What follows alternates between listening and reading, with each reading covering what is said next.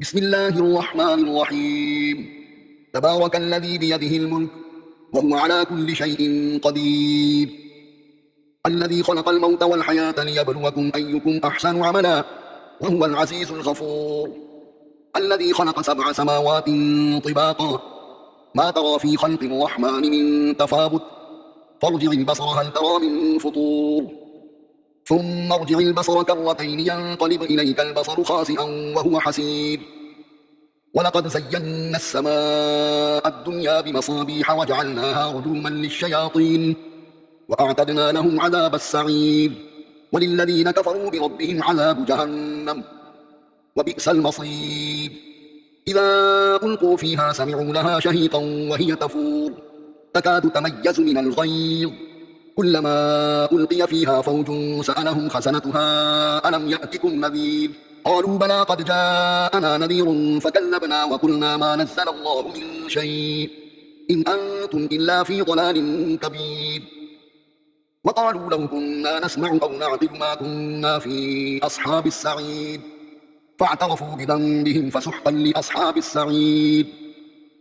إن الذين يخشون ربهم بالغيب لهم مغفرة وأجر كبير، وأسروا قولكم أو اجهروا به إنه عليم بذات الصدور، ألا يعلم من خلق وهو اللطيف الخبير، هو الذي جعل لكم الأرض ذلولا فامشوا في مناكبها وكلوا من رزقه وإليه النشور، أأمنتم من في السماء أن يخسف بكم الأرض فإذا هي تمور، أم أمنتم من في السماء أن يرسل عليكم حاصبا، فستعلمون كيف نذير، ولقد كذب الذين من قبلهم فكيف كان نكير، أولم يروا إلى الطير فوقهم صافات ويقبض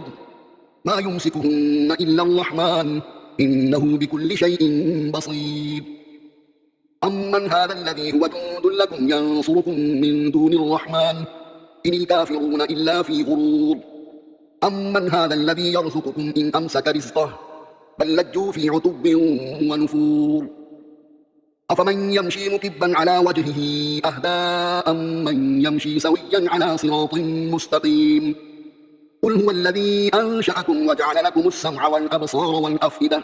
قليلا ما تشكرون، قل هو الذي ذرأكم في الأرض وإليه تحشرون، ويقولون متى هذا الوعد إن كنتم صادقين، قل إنما العلم عند الله وإنما أنا نذير مبين، فلما رأوه زلفة سيئت وجوه الذين كفروا وقيل هذا الذي كنتم به تدعون،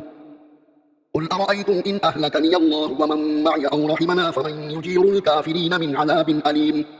قل هو الرحمن آمنا به وعليه توكلنا فستعلمون من هو في ضلال مبين،